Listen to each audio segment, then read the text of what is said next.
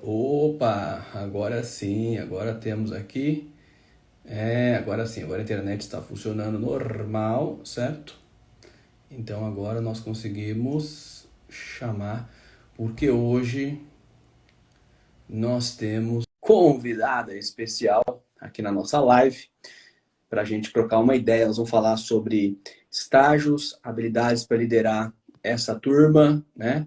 Que está falando aí, está entrando no mercado e bastante coisa. Então você pode fazer sua pergunta, você sabe toda quarta, 12h30, tem inédito aqui no Insta. E nós já temos aqui, olha só, já aparece aqui na nossa tela, Yolanda Brandão, que é do Nube e vai trocar essa ideia com a gente aqui hoje na nossa live com convidada.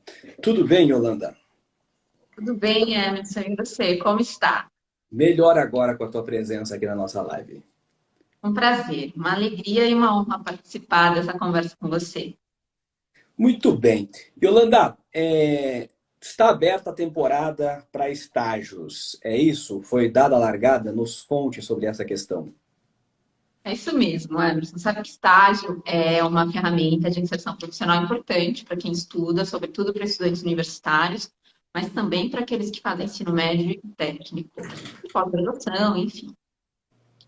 E os 3 primeiros meses do ano, de janeiro, fevereiro e março, são os meses que a gente tem o maior número de contratação de estagiários, justamente pela natureza desse tipo de contrato.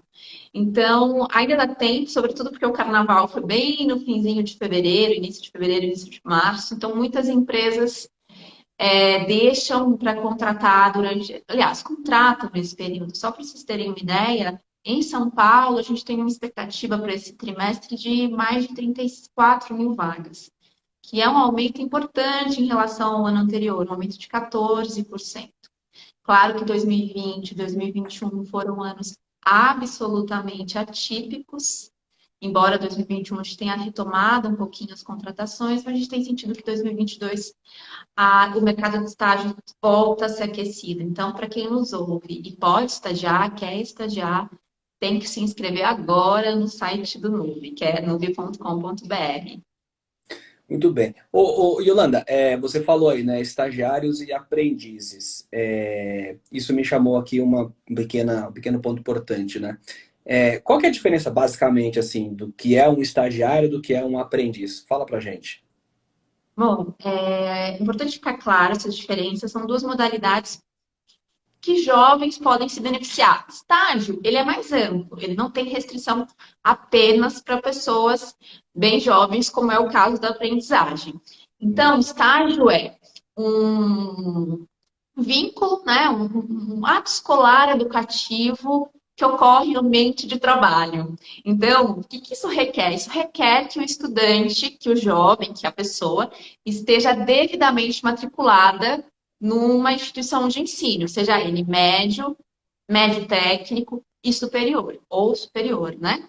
Uhum. E para ele estagiar, basta ele estar devidamente matriculado, frequentando as aulas. E a ideia é que ele coloque em prática o que ele aprende nessa formação técnica, na formação superior, no ambiente de trabalho. Ele vai ter um supervisor, uma pessoa experiente na área, que vai ser uma espécie de mentor, um coach, que vai ajudá-lo no dia a dia, ensiná-lo sobre as demandas daquela carreira e daquela área em específico.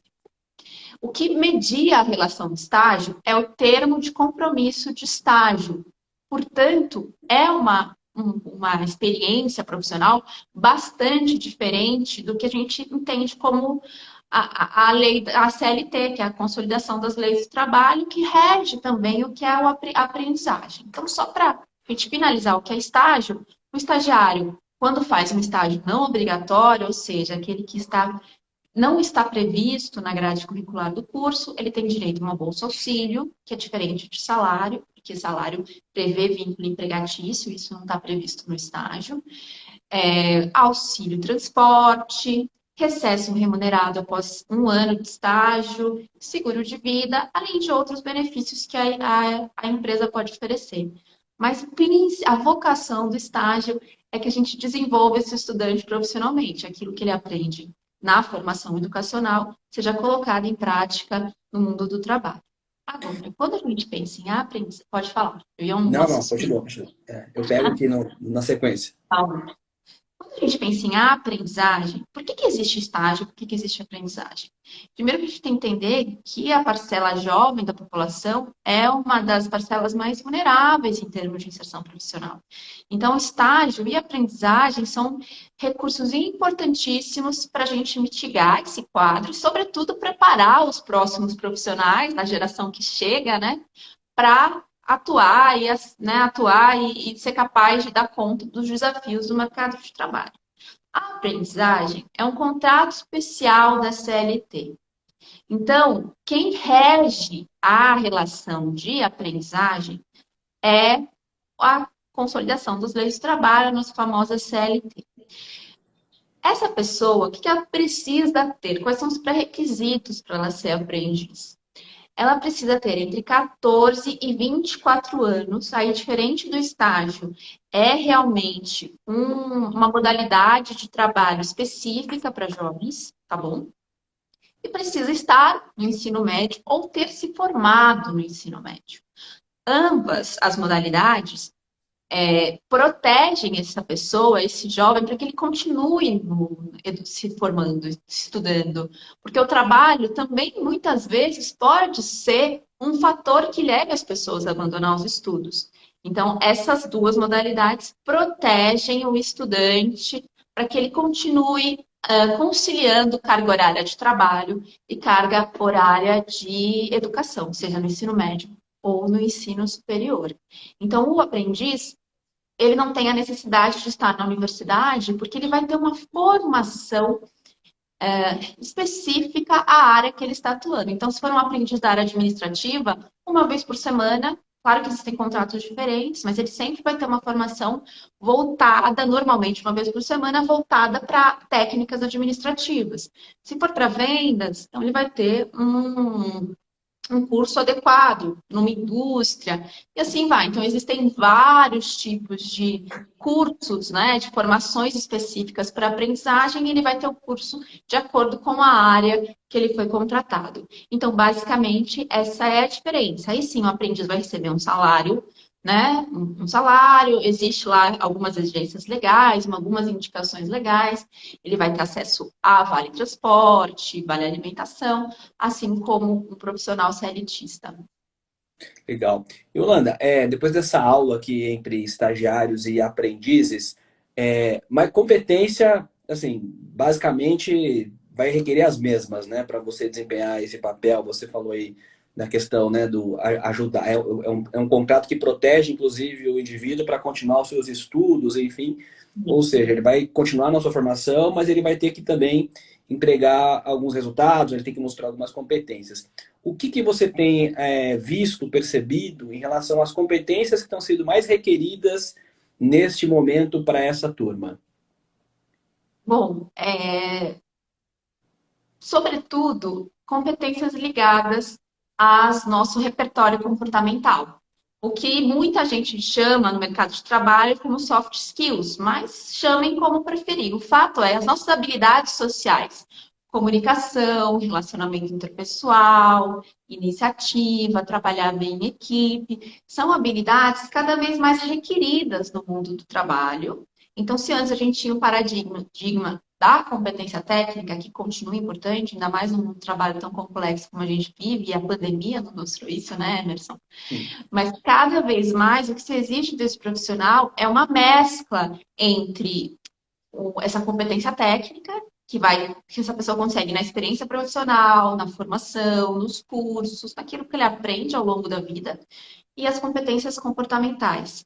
Né? Acho que uma coisa que a gente vem sentindo também, e que foi até apontado num último relatório aí do Fórum Econômico Mundial, sobre o futuro do trabalho, é que competências ligadas à resiliência, inteligência emocional, elas vão ser cada vez mais solicitadas. A gente já vem percebendo isso para estagiários e aprendizes. E já que a gente fala de profissionais em início de carreira, que não tem, a maioria não tem experiência profissional prévia, evidentemente que nesse processo seletivo, Emerson, vai ser o foco nas competências comportamentais, porque a técnica ele vai estar desenvolvendo ao longo do estágio e ao longo da formação acadêmica. Sem dúvida. Yolanda, e aí é importante, né? A gente sempre fala disso, de se preparar para uma entrevista, né? De conseguir vender essas competências no momento ali tão crucial que é ali poucos minutos de uma entrevista, né? É importante a pessoa que está pretendendo um estágio, ela desde cedo ela comece a se preocupar com essa habilidade de vender essas competências para as organizações, né? Muitas vezes, eu como selecionadora, né, Emerson, já vi muitas pessoas que às vezes deixam para pensar no que falar durante o processo seletivo, na hora do processo seletivo. E claro, é um momento que gera tensão. É um momento que você está sendo avaliado, é um ambiente que você não conhece. E é aí que acontecem os famosos brancos. Então, toda vez que a gente se dispõe a procurar um trabalho, a buscar estágio, a gente começa antes, né? Não começa na entrevista. Eu me aplico às vagas, eu monto meu currículo, eu reviso lá qual roupa eu vou usar, sei lá. Então, por que não também, neste momento prévio à entrevista, às vezes antes mesmo de ser convocado para uma empresa, começar a fazer uma lista de atributos? Olha aí, o que que eu tenho de melhor? O que que no final de uma entrevista o apresentador, o selecionador não pode não saber? O que ele precisa saber naqueles 30, 40 minutos de conversa? O que talvez eu ainda precise melhorar e talvez eu seja questionado. Então, é o meu inglês ou é meu relacionamento interpessoal? Tá, mas se ela perguntar algo, um gap, um defeito que eu preciso desenvolver, eu preciso dizer para ela o que que eu vou fazer também para melhorar essa habilidade. Então, essa lista de atributos básicas tende a ajudar o candidato, não para a gente ler, olha, então eu sou organizado, lido muito bem com metas, arrasei no meu último trabalho, não com uma lista que eu vou sair desfiando lá o rosário, como dizia minha avó. Mas isso ajuda a gente a ter repertório na hora da entrevista, porque mesmo para profissionais, e toda vez que a gente escolhe um curso superior e busca uma vaga, a gente já é profissional, né, Emerson? Mesmo se a gente nunca tenha trabalhado formalmente. Então, vou chamar aí todos que me ouvem de profissionais. Então, todos nós, profissionais, com experiência ou não, a gente tem repertório, a gente viveu coisas, a gente fez trabalhos voluntários, a gente fez um trabalho bastante complexo na faculdade. Então, eu consigo pensar, lembrar dessas situações e entender quais competências estão mais desenvolvidas em mim, pelos feedbacks que eu recebo. Então, acho que fazer essa lista, começar a pensar nessas respostas que eu daria para me perguntar, conta um pouquinho do seu perfil, nos ajuda na hora da entrevista, que dá aquele branco, o famoso frio na barriga, e falei agora, o que que eu vou falar, tá? Sem dúvida. Eu brinco o seguinte, Ananda, se chefes de Estado, né, que tem ali a maior autoridade dos seus países, quando eles vão discursar em um lugar, eles levam o texto pronto, já preparado, treinado, né, que dirá nós, pobres mortais, numa entrevista de emprego, né? Por que que a gente não faz esse mesmo, não aprende essa mesma lição a partir dessa observação, né? Mas uma coisa que. Tem uma pergunta aqui do Ronaldo, ele dizendo assim, que estágio para pessoa com mais de 30 anos também é difícil. Ele está dizendo aqui, e eu queria explorar um pouco também essa possibilidade, até porque me lembrou aquele filme do Robert De Niro, né? O Senhor Estagiário e tal. Queria falar um pouquinho sobre isso. Mas antes de entrar nessa pergunta do Ronaldo, uma coisa que a gente discute muito aqui no nosso canal do Inédito Viável, que é matemática só de carreira, a gente fala muito sobre liderança, né? E as pessoas falam muito sobre como que lidera essa turma de estagiários. Ah, porque eles são muito ansiosos, porque eles querem fazer tudo, porque eles são questionadores, etc. e etc. Que a gente pode também falar para esse público, né? Que provavelmente aqui tem muitos, até tem uma pergunta aqui de uma pessoa dizendo que o filho tem 16 anos e quer começar a trabalhar e tal, e quer, né, um estágio, enfim. Tem muita gente que assiste a gente que está com os filhos em idade de estágio, né? E muitas vezes eles estão nas empresas que eles estão liderando as pessoas na mesma faixa etária dos seus filhos. Que a gente pode falar também para este público, né? Como liderar essa turma? Bom, se me permite uma divagação, né? Às vezes eu fico me perguntando, quando a gente atribui ansiedade à juventude ou velocidade, e como a gente vai liderar, eu me pergunto, às vezes isso é uma questão deles ou é nossa? Né? Porque muitas vezes, ó, a psicóloga aqui, fazendo uma devolutiva e uma interpretação. Porque muitas Sim. vezes a gente coloca essas pessoas como se eles quisessem coisas muito diferentes da gente. E não. querem formar uma carreira, querem um trabalho que os realizem. Então, eu acho que o primeiro lugar é isso, avaliar. Muitas vezes a gente cria, e sabe aquela coisa de expectativa e realidade? A gente cria expectativas e tende a colocar as dificuldades na gestão dessas pessoas pela geração, e não pela relação que a gente desempenha com essa pessoa. Mas, além disso, essa é uma avaliação, uma pergunta quase retórica, que cada um vai ter que pensar e avaliar. Além disso, o que é importante? A gente tem visto cada vez mais que as pessoas buscam um trabalho que faça sentido para elas, que tenha a ver com os valores pessoais. Empresas que, de alguma forma, você reconheça aí que tem impacto. Não impacto só social, mas impacto na carreira desse colaborador, impacto no mercado que ela atua. Então, claro, toda empresa tem impacto social, seja que tipo de negócio ela pontue. Então, o jovem precisa se sentir né, tendo ganhos aí nesse estágio. Mas uma coisa que algumas pesquisas, alguns estudiosos já vêm apontando, que é o contrário da geração Y, dos millennials, que tinham essa expectativa de ascendência na carreira, de muita mobilidade, já tem um contramovimento, um movimento contrário dos mais jovens, de que entram no mercado agora, que entram numa situação não só econômica, mas no mundo um tanto imprevisível, um mundo um pouco combalido com as coisas que nós temos vivido. Então, a crise de 2008, no Brasil, a gente vive um cenário instável aí já faz bons anos, né? A Covid-19, que abalou a estrutura do mundo. Então, algumas pesquisas já vêm indicando que esses jovens, por exemplo, querem estabilidade. Eu não sei se vai ser possível num mundo tão estável como a gente tem assistido, mas que emprego formal, estabilidade, ter uma casa própria, já é um desejo dessa moçada que vive num mundo de total insegurança. Talvez a geração anterior, a minha geração, a geração dos millennials, no Brasil em especial, essas pessoas entraram no mercado de trabalho num momento de muita expectativa, num momento de que a gente chama de pleno emprego, com 5% de desemprego, 6%, o que já não é o cenário atual. Então, eu acho que, primeiro, relações para esse gestor que nos ouve, e gestora, relações transparentes, sobretudo, e relações pautadas e baseadas na ética, e onde a gente consiga dar match entre a cultura da organização e os valores dessas pessoas. Não é à toa que a questão de diversidade, de responsabilidade social tem sido estado tão em voga, tem sido tão falado nas organizações, porque isso tem sido uma demanda da sociedade, em especial desses jovens que iniciam agora no mercado de trabalho. Não sei se você concorda pela sua experiência, Emerson. Olha, Yolanda, eu digo o seguinte, é uma frase que eu li num livro que falava sobre a geração Y, isso já tem alguns anos, né? E eu não me lembro do nome da autora, era alguma coisa Bonifácio o sobrenome. E ela dizia o seguinte, né, que a mesma geração que nos critica é a que nos educa. Então, essa frase, ela me fez pensar bastante nesta situação, um pouco do que você colocou aí no começo, né, da fala. Será que realmente essas questões são da geração?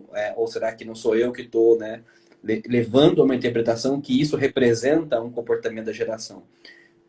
Porque eu também não acho que as gerações determinam muito dos comportamentos. Eu acho que um pedaço até faz sentido, né? Quando você estuda comportamento de grupo, então pode até ser que sim, um pedaço disso tem a ver com o recorte geracional, mas eu acho que as pessoas são muito... o indivíduo ele é muito diferente nas suas características pessoais, né? E essas características pessoais, num contexto de trabalho, elas vão se revelar com comportamentos muitas vezes muito diferentes um do outro, né? O que para um jovem pode apresentar uma ameaça, para o outro é uma oportunidade, né? O que para um jovem pode apresentar-se como um desafio muito grande, que ele fica intimidado, para o outro ele acha que isso é importante porque vai ajudá-lo a desenvolver. Então, eu acho que as reações são muito diferentes. E aí, eu acho que não tem muito como você fugir da questão do diálogo, né? E que acho que as organizações precisam investir muito nessa questão do diálogo individual. Eu falo que o RH ele tem duas vertentes importantes, né? A macro e a micro. A macro vem das políticas, das regras que você cria, porque tem que ter, né, os benefícios definidos, né, o job description, tudo isso faz parte do elemento macro do RH. Mas o micro é a relação diária ali do indivíduo com a sua liderança, né? E a gente vê muito mais vezes as pessoas saindo das organizações por conta dessa relação micro que não funciona do que das questões macro, porque as questões macro elas são muito parecidas no mercado, né? O que uma empresa oferece, a outra também oferece, é até uma questão de competitividade. Então, acho que não foge muito da conversa. Só que essa conversa, muitas vezes, a liderança ela acaba não tendo uma certa humildade, né, de descer um pouco do pedestal do cargo e conversar num nível mais individual com essa pessoa que está chegando no ambiente de trabalho, que não tem experiência, que não conhece muito como as coisas funcionam, que não entende nada do jogo político que acontece nas organizações. Então, eu acho que tem que ter esse certo olhar também assim mais empático, né, para você ganhar esse jovem, para que você consiga estabelecer uma relação de troca, né? Porque eu dependo do conhecimento desse jovem, porque ele lê o mundo por um olhar que eu já não consigo mais, porque eu já estou enviesado, né? Mas esse jovem também precisa da minha experiência. Então, essa troca ela é essencial. Só que para essa troca existir, precisa ter conversa, né? Não tem como você fugir desse diálogo. O desafio do gestor e o mais difícil, porque fazer um encontro verdadeiro, honesto, que implica, às vezes, frustração, às vezes, falar coisas difíceis, que implica, por mais que você se esforce, o outro não necessariamente reconheça aí o seu empenho. Então, se relacionar com as pessoas é maravilhoso, é fonte de alegria, tanto na vida pessoal como profissional, mas é dificílimo. E acho que essa é o grande desafio do gestor, independente das políticas, independente de que nível de evolução tecnológica aquela empresa está inserida. Isso talvez o gestor nunca deixe de fazer. Seja que a gente esteja fazendo essa live daqui a 100 anos, estaremos lá, talvez, para falar, né? Não sei. Mas outras pessoas, talvez. E a gente esteja falando dessas mesmas dificuldades, mesmo com o mercado de trabalho muito, com certeza, muito diferente do que a gente vive agora. Então, esse é o grande desafio do gestor. Eu sei o quanto os gestores, às vezes, estão demandados de reuniões, de entregas, mas gestor precisa ter espaço na agenda para o seu colaborador, ponto final, né? Eu sei o quanto é difícil, mas isso é a principal atribuição do gestor, né? E eu sei de novo que é um desafio. Yolanda, e voltando à questão ali que o Ronaldo tinha colocado, tem essa questão, como é que tá isso também, a questão do estágio para pessoas que já não são mais, assim, digamos, tão jovenzinhos, né? Eu até, às vezes, eu até penso, sabe? Porque de repente eu poder fazer estágio em alguma coisa diferente agora, né? Enfim, tem essa possibilidade também das pessoas mais maduras, né? Estarem aí estagiando, como é que é isso? Sim, tem. Vamos combinar que uma pessoa de 30 anos não se encaixa na definição de senhor estagiário, né? Uma pessoa Sim. jovem. É claro, quando Não as sei, empresas não sei o espírito da pessoa, né? Mas assim, fisicamente não se enquadra. fosse assim, eu nunca poderia ter sido estagiária, que eu já nasci. Já tenho o nome Yolanda, né? Que eu já nasci uma coisa austera. Enfim. Mas aqui, Yolanda é flor de violeta em grego, né? Então é um nome super representativo. Sim. Mas eu sempre passo para situações. Nossa, se chama Yolanda, minha avó se chamava Yolanda. Ninguém fala minha filha de 5 anos se chama Eu Yolanda. vou, eu vou te dar um conforto. A minha sobrinha de 11 anos, lindíssima, chama Yolanda. Olha, primeira vez que conheço uma criança Yolanda fora a mim mesmo, né? Mas olha lá, 30 anos ainda é uma pessoa jovem, que já viveu, já teve experiência de carreira, muito provavelmente, e que pode usar isso a favor num processo seletivo.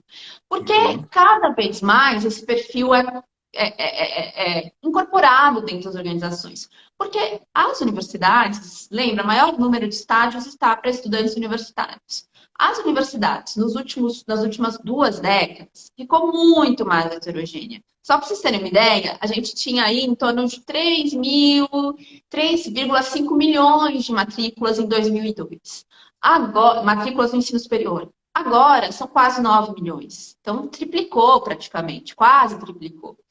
Então, e nesse sentido, quando você teve ampliação das vagas, ampliações de universidades, né, formas de se inserir profissionalmente, mais empresas privadas oferecendo, de educação, oferecendo cursos superiores, a gente, obviamente, deixou mais heterogêneo, ou seja, mais diversificado as universidades. Uma sala hoje, sobretudo do período noturno, seja lá que curso for, vai ter gente de todas as idades. Façam esse exercício. Quem estuda aqui sabe que isso é comum. Então, sim, existe essa possibilidade, mas pode ter certeza que vão te perguntar. Poxa, você tem 30 anos, veja que você é casado, que você é pai de família, ou que você já teve uma experiência profissional antes que provavelmente você ganhava mais. Como vai ser isso para você?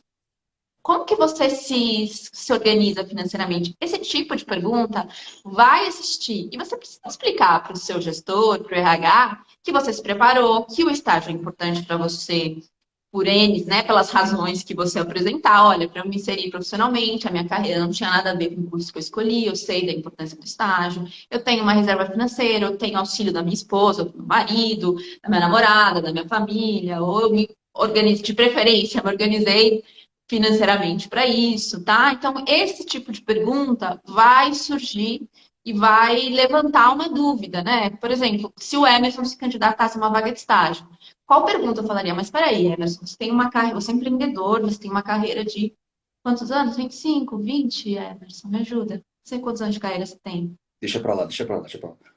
Tem Mais, 15 anos vamos, de carreira, começou vamos colocar assim, jovem, começou com mais, 15, né?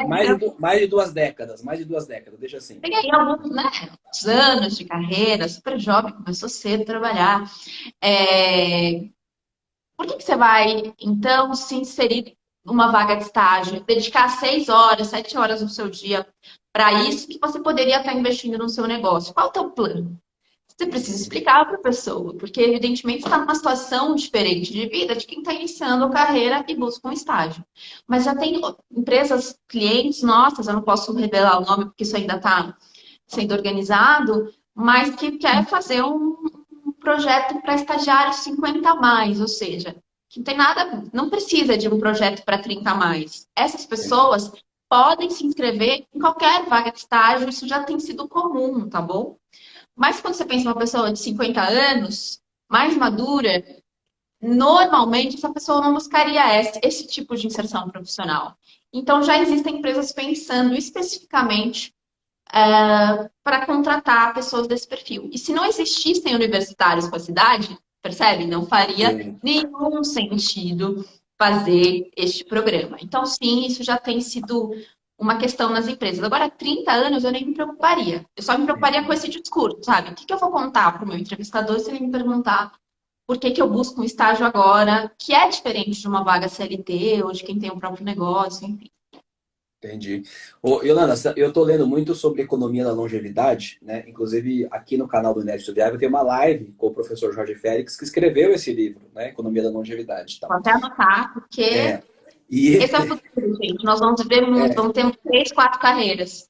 então, e você sabe, por exemplo, agora, eu até brinquei com essa questão de fazer o estágio, mas eu estou fazendo doutorado agora. E aí, arrumei essa dor de cabeça na minha vida. E aí, na discussão da tese, eu estou pensando muito sobre essa questão da longevidade das carreiras, né? Porque eu acho que é um tema importantíssimo, né? A gente está vivendo, vai viver cada vez mais, e vai fazer o que desse período, né? Porque você precisa de sustentação financeira, às vezes, se você construiu, né, o que o pessoal das finanças fala muito, né, da sua reserva, né, da sua independência financeira e tal.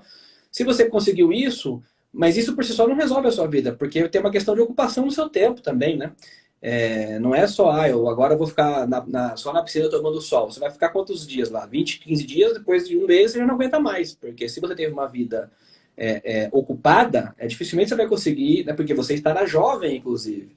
Então você vai querer se ocupar. Então eu tenho pensado muito sobre isso, né? Eu tenho olhado a economia da longevidade com esse olhar da longevidade da carreira. E isso inclui muitas transições de carreira ao longo da carreira dos indivíduos, né? E o que, inclusive, possibilitaria essa história de você se tornar estagiário com 50 anos. Porque se você consolida uma carreira num, sei lá, num banco, eventualmente, e por uma questão de renovação, né, você tem que sair desse mercado, porque as pessoas querem ali, né, na política do banco, você se aposenta com 60 anos, etc. Você vai fazer o quê até os 100, né? São 40 anos, é praticamente toda uma vida adulta que você precisa se ocupar. E aí, como é que você vai fazer isso, né? Então, eu acho que esse tema do estágio após 50, ele é uma demanda interessante. E aí volta a questão, né? O que os estagiários de hoje poderiam ensinar para os estagiários de 50 anos? Quais são as dificuldades da contratação, do discurso, né? Porque o caminho praticamente vai ser o mesmo. Talvez a forma de fazer é diferente, com conteúdo diferente, mas o caminho é o mesmo, né? É procurar o estágio, é passar nos processos seletivos, é vender. Uma coisa que você falou importante, né? Da estratégia, né? Qual é o seu objetivo? Você quer fazer estágio aqui aos 50 anos, por quê, né? Qual é o seu objetivo? Que sentido faz isso na sua carreira nesse momento? Se você tem um objetivo claro, fica mais fácil você vender, né? Eu estou aqui porque isso faz parte da minha estratégia de carreira. Isso é um discurso completamente diferente de eu estar passando aqui na rua, vi uma vaga e entrei. É completamente diferente, né? Quando você tem um objetivo. Concorda comigo nessa questão da longevidade das carreiras? Não, sem dúvida. Pensa, uma pessoa começou a trabalhar tarde, com 20 anos. É tarde, no Brasil isso é muito tarde. Sim, Que contribui desde os 20 anos para a Previdência Pública, para o INSS. E vai lá, agora com a nova mudança aí da Previdência, 35 anos de contribuição. Então, ela trabalharia 35 anos, também tem fator idade, né? Estou simplificando a conta. sim. E 35 anos de trabalho, eu teria 55. Pensem num homem de 55 anos hoje. É um homem absolutamente jovem e que tem, no mínimo, pela expectativa de vida atual, daqui a 20 anos a expectativa de vida aumenta, no mínimo 20 ou 30 anos pela frente. 20 anos pela frente, né? 20, 25 anos pela frente, no mínimo, pela média. Né? Então, provavelmente, a pessoa de 50 anos vai muito mais do que 75, 76 anos, que é a expectativa de vida do brasileiro. E a gente coloca muito glamour na questão de ser aposentado, né? Assim, ai, quando eu me aposentar? Quando? E a verdade é que o trabalho nos coloca em movimento, faz a gente ter um projeto de vida, faz a gente ter relações. Então, o trabalho é uma parte importante da vida. De preferência, nem todo mundo tem esse privilégio de ter um trabalho digno, né? Mas a gente tem Sim. um trabalho que é enriquecedor, que é digno, que é decente, que acho que é isso que quem busca um estágio busca, né? Uma carreira que faz sentido, uma carreira organizada, apesar das transições, apesar das dificuldades, tem um trabalho como algo que é mais do que só um meio de sobrevivência. É um projeto de vida, né? Uma maneira de construir a vida. Então, com Exatamente. certeza, essa pessoa vai ter mudanças de carreira, às vezes é uma mudança só de área, uma mudança de empresa, às vezes é uma mudança, né, 180. Trabalho em banco, agora eu quero ser analista e vou estudar psicologia, vou fazer, sei lá, outro curso. Eu, Sim. por exemplo, como psicólogo, conheci muitas pessoas que tinham carreiras N's, em que em algum momento da vida falou assim, bom, agora eu quero ser psicólogo, agora eu quero ajudar toda a experiência de vida que eu tenho, quero me munir tecnicamente, teoricamente, e atuar como analista, atuar como, enfim, Sim. quantas outras possibilidades que a psicologia dá, como orientador profissional. Então, já conheci psicólogo que fez, estudante de psicologia que é doutor em física, carreira em banco, acho que não sei o que acontece, todo mundo faz carreira em banco, vai depois para psicologia. Conheço várias pessoas nessa situação, Eu, pessoas com carreira em marketing, e aí aos é, 45, 50, 60 anos migram de carreira, porque entendem que estão numa nova fase. o banco é a clínica para psicologia, né? Ele faz ali um estágio de É 25 o anos de carreira, depois, como chama? Residência. Ele faz a é a residência ali, referência que eu ia falar. faz a residência 25 anos no banco, depois ele vai ser psicólogo. Mas é verdade, né? O trabalho, eu gosto muito daquela música, uma música antiga já, né? Os nossos estagiários aqui que estão assistindo provavelmente não conhecem, provavelmente, mas os pais conhecem, aquela música do Fagner, né? Que diz o homem se humilha, se cortam os seus sonhos, né? O sonho é a sua vida e a vida é o trabalho. E sem o seu trabalho, o homem não tem honra, se morre e se mata. Não dá para ser feliz, não dá para ser feliz. Eu acho que a letra dessa música tem tudo a ver com essa relação humana com o trabalho, né? Claro, como você coloca, um trabalho que tenha dignidade, um trabalho que te instrua, um trabalho que te desafie, um trabalho que te remunere, né? Um trabalho que te dê condições de viver a vida, né? Não um trabalho que apenas faça você sobreviver na vida. O trabalho, acho que tem essa combinação sociológica, né? Psíquica, enfim, para o ser humano. Eu não consigo pensar o indivíduo sem um trabalho, né? Por mais que muitas vezes a pessoa fale, mas o que eu faço é diversão. Mas é trabalho, né? Porque o trabalho é todo esforço humano para atender uma necessidade também humana é trabalho, né? Então, não dá para você catalogar muito hoje Se quando a gente você olhar fala, por exemplo, honestamente para o nosso é o que... trabalho, né? Nem todos os dias são maravilhosos, tem dias Exato, difíceis, qualquer exato. preocupação. Exatamente. Eu falo assim, hoje, por exemplo, a indústria dos gamers, né, dos games, é uma coisa gigantesca na economia, né? Esses dias eu li que ela fatura mais do que streaming. Então, quer dizer, é um negócio global. Não dá para você falar que um garoto de 18 anos que joga profissionalmente não esteja trabalhando, né? Aquele trabalho, por conta daquele indivíduo, você atende um monte de outras famílias que estão trabalhando em prol daquele evento, daquilo para acontecer, enfim. Então, não dá para dizer que isso não seja trabalho, né?